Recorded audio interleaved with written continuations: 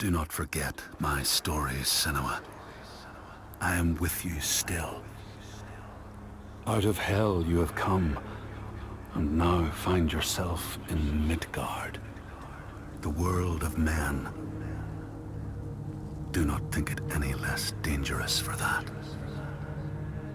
Your path has taken you far from home, across the boundless sea, and you must go on to the heart of this place, to the heart of man.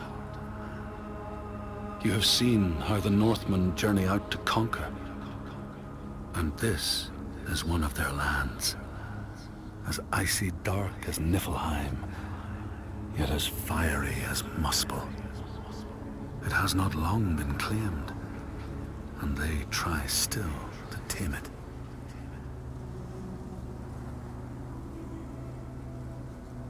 The Skald's verse speaks of a man called Grettir the Strong.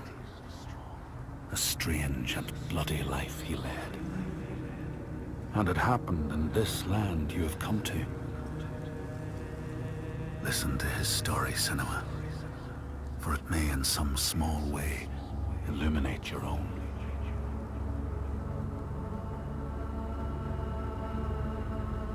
The Skalds say that in Grettir's time, a nearby farm was plagued by hauntings. A shepherd called Glamour was killed by some evil force, found dead in the snow, bloated and black. His body could not be taken to burial, because he was held fast to the ground. So it was left. 3 days after his death, the body was missing.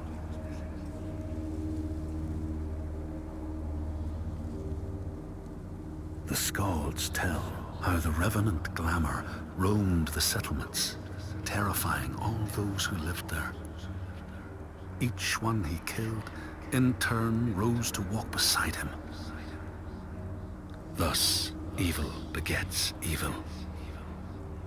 But the man Grettir was proud and overbearing, and thought the Droiger no match for his strength.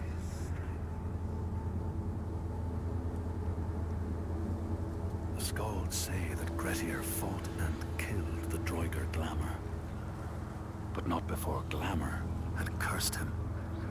His strength would be turned against him, his deeds bring death and exile, and he would be always before Grettir's eyes, making him afraid to be alone.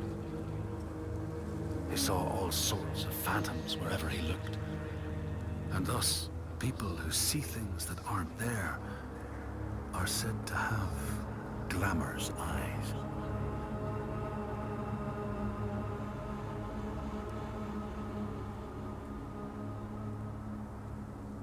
The Skalds tell how in the time of Grettir's kinsman Thorgrim, there was a terrible famine. No crops could be grown, and the fish fled the nets. It lasted years, and the people were desperate. There was no respite even in spring, since terrible gales from the north would rise up and set in for weeks. This is a cold and unforgiving land, Senua.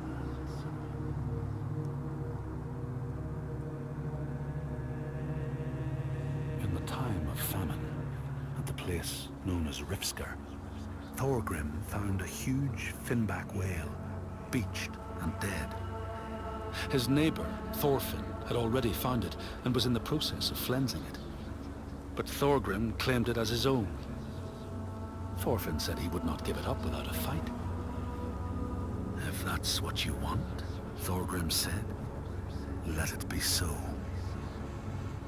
And he launched a blow at Thorfinn, cutting off his head in one strike.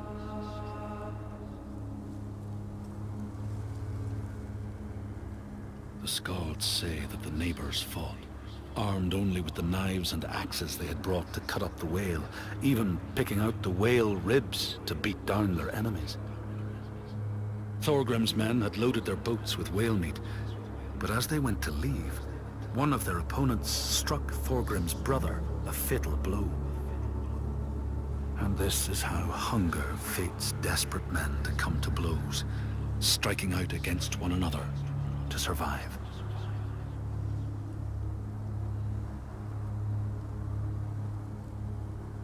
Skalds speak of the time Grettir, traveling with some others, ran into rough weather and docked their boat on an island.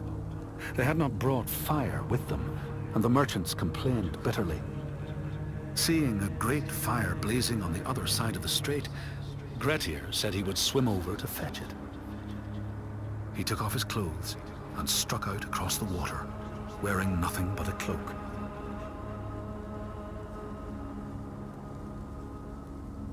When Grettir came to the farm where the fire was burning, all was peaceful. By the time he reached them, his cloak was frozen stiff, and he looked like nothing more than some huge troll. The frightened farmhands struck out at him with the first things to hand, the burning logs from the fire. Grettir fought them off and got the fire he sought. But the sparks from the logs spread fire all over the house, and nobody survived the blaze.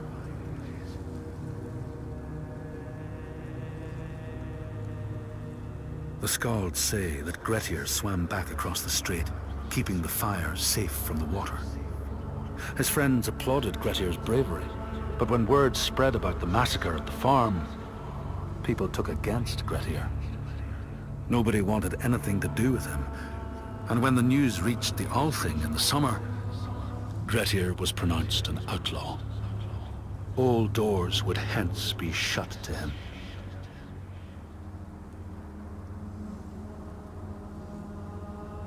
The Skalds speak of how Grettir, now an outlaw, took rest on the island of Lehrensäulen with a man called Audun. Grettir saw a great yellow glow like a fire rising from the ground. Audun told him it was coming from the burial mound of Kar the Old, who ever since he died had haunted the island, and warned him to stay away.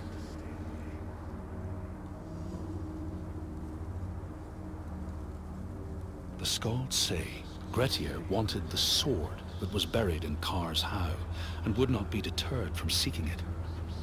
He broke the mound open and started digging until he reached the timber props. By this time it was night. Audun warned him again not to continue, but Grettir threw down a rope and went inside the mound. No light penetrated it, and it reeked of death. But he persisted in exploring.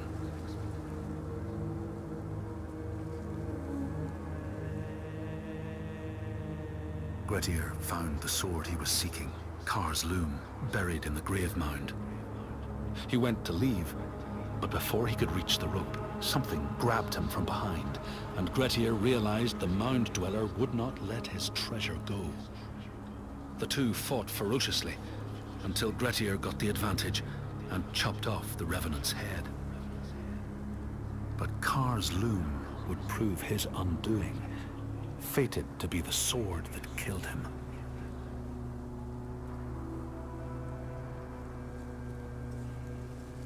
The Skald's verse tells how Grettir made many enemies with his proud and overbearing nature.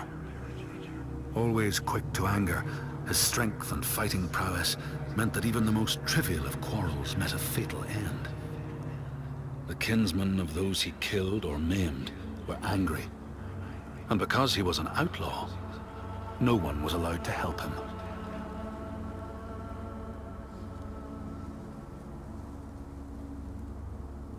The outlaw Grettir fled to the island of Drangi. His enemies knew he was there, but he was still so strong and fierce, nobody could shift him. Thorbjorn, first among his foe, sent his foster mother to see Grettir. She was a Seithkona and very wily. She enchanted a tree branch and sent it to wash up on Drangi. Grettir tried to cut it up for firewood, but his axe flew back and struck him in the leg. The wound blackened and festered, and Grettir feared his time was close.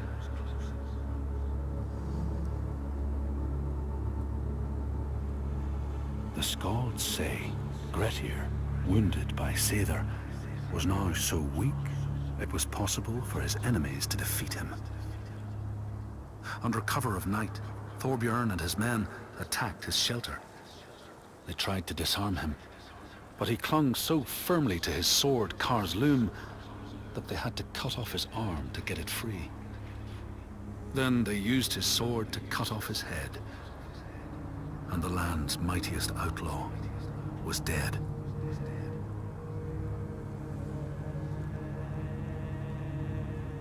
As the Droiger glamour had predicted, all Grettir's brave and fine deeds brought him misery. So fate makes prisoners of us all. But it was Grettir's nature that made him fight the Droiger, and Grettir's nature that led to blood feud and exile. So what is truly our prison, Senua? Is our path ordained, and we powerless to change it? Or do we blame uncertain powers for what we ourselves ordain?